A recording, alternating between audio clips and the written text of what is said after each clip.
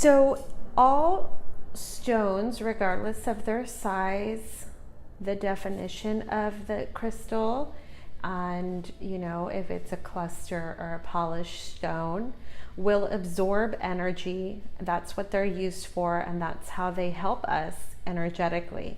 So their sole intention is to absorb the energy around us in our field and what they're meant to do.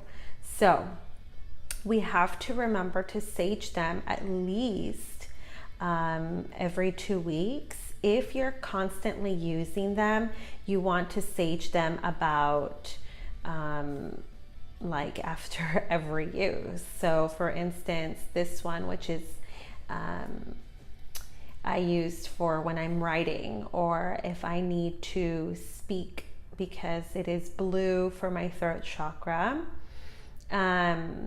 This is sodalite. So when I use this, since I am using it while I'm writing, or if I'm having an emotional day, I will cleanse that at the end of the day, because I don't want the energies to stay there. So what you do is you get a sage bundle. This is my Serenity sage bundle from Set in Stone. And instead of lighting the bundle like a lot of people tend to do, I just pick off one little leaf, and I have a sage bowl. You can use any little bowl that you have, and you just light the top of it. What you want to do is get a very good area here that's lit, and then blow on it. Now you want to have this sage bowl here because you don't want to burn yourself, and then you don't want the ashes to fall. Now, if you see how that kind of already just went away, that's because there's already heavy energy around. So if you pick it up, you could still probably use it. If not, you can light it. You can light as much as you want.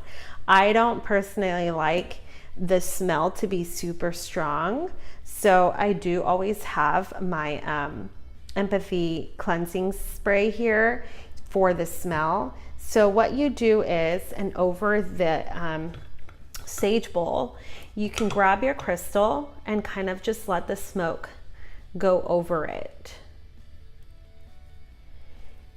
You can, if you tune in, you can feel the heaviness in the actual stone.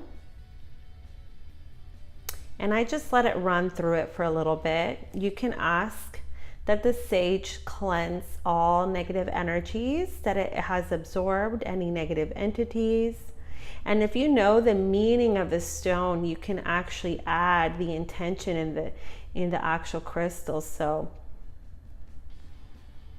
I would like this celestite to, continue to work its little angelic magic to allow me to continue to work with my spirit guides, my angels, and to allow me to communicate as well.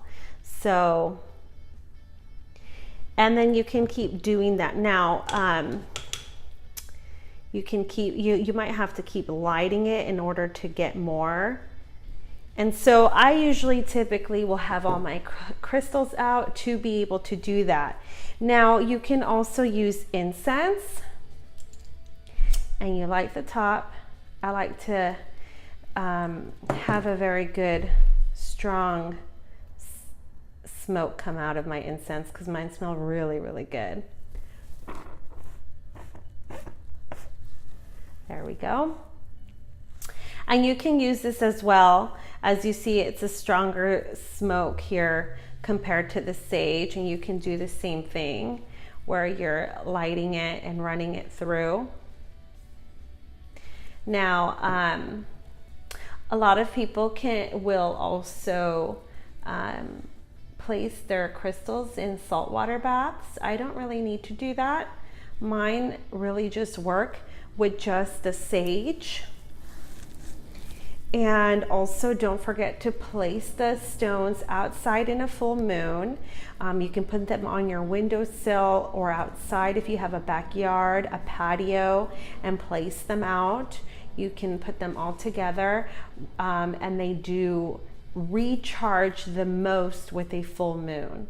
So again, you can use sprays, and the sprays, I don't like to place them directly on the stone. I'll spray in the air, and then just kind of allow this to kind of get a little bit of the mist.